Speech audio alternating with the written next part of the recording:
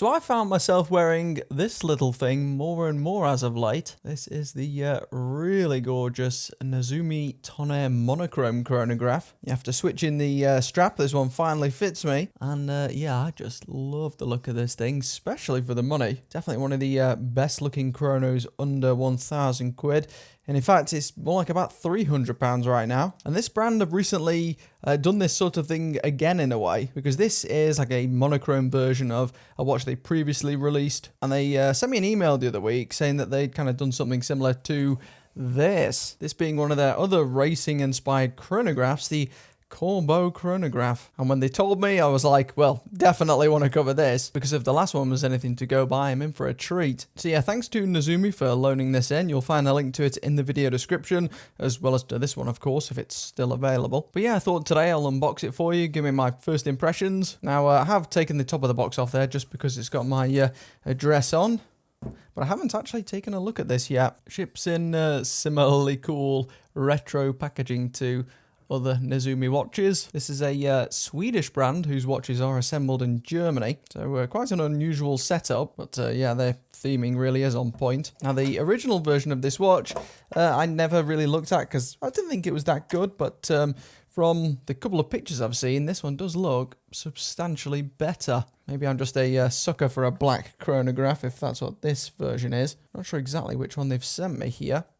It's come with this nice leatherette surround here. And here we go.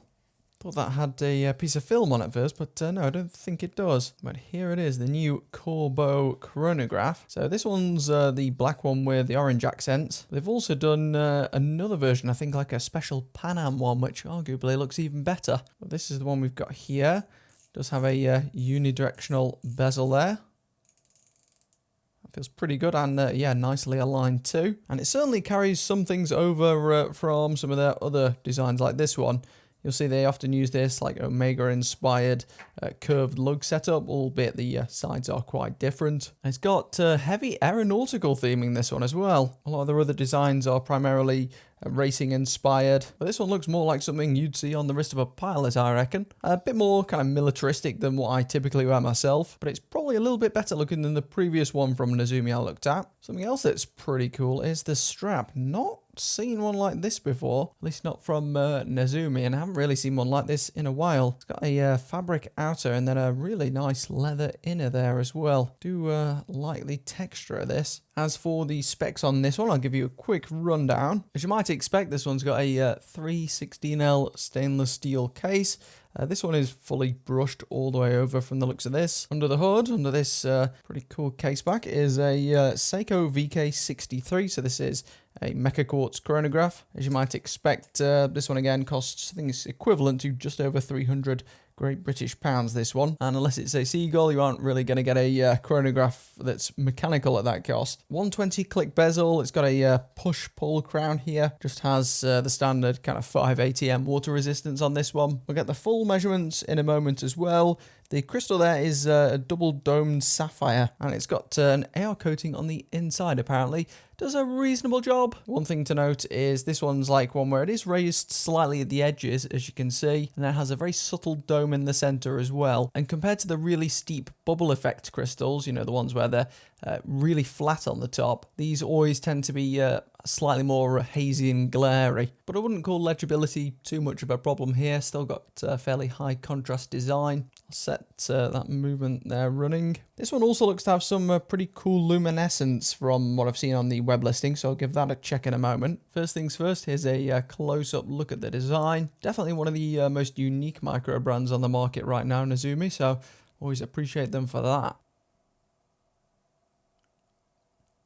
Now online they're calling this 40mm, and yeah, exactly 40mm wide there. Looks like the bezel's kind of in line with the case. Lug to lug, about 46.7, which is about average for a watch of this size.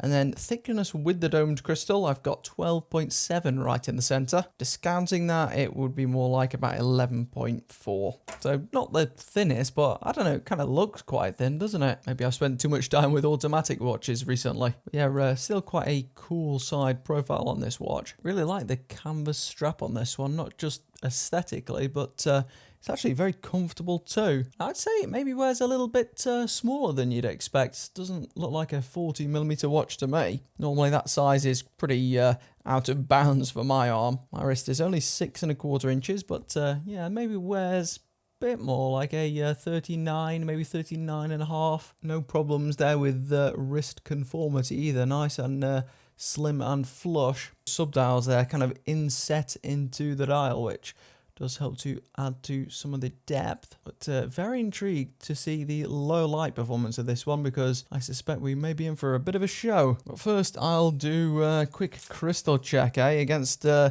Casio Oceanus. Now we know this one's sapphire, so it should give us a nice positive reading here on this diamond selector tool, which we do indeed get. I'm looking for something similar with this new Nezumi, and yeah, exactly the same, so definitely sapphire. Now it's pretty bright in here today, but I think you can still see the lume on this one. Looks to be pretty good regardless.